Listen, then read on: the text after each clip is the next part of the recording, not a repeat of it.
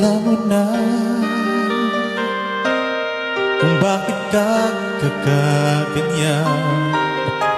Lumulutang, nasasayang ang buhay mo, at ang ibinubulong ng iyong puso. Natutulog ba ang Diyos? Natutulog ba?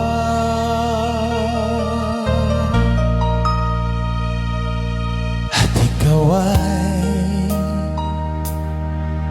kaagad sumusuko. Konting hirap at munting pagsubok lamang. Bakit ganyan? Nasaan ang iyong tapang?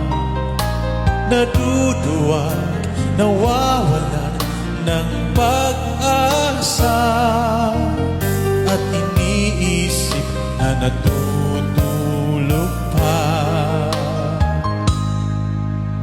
Natutulog pa ang Diyos?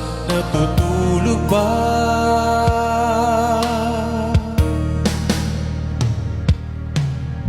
Sikapin mo, pilitin mo, tibayan ang iyong puso.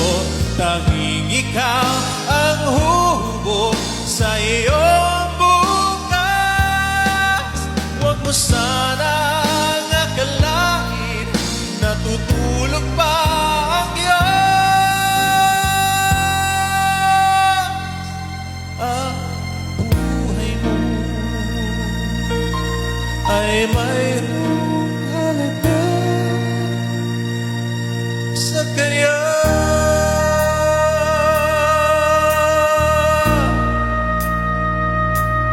Dapat nga ba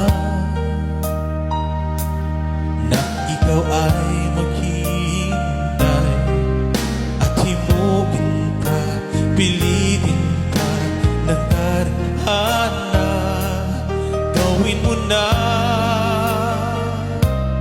kung ano ang nararapat. Magsikap ka at magtiwala sa may kapal.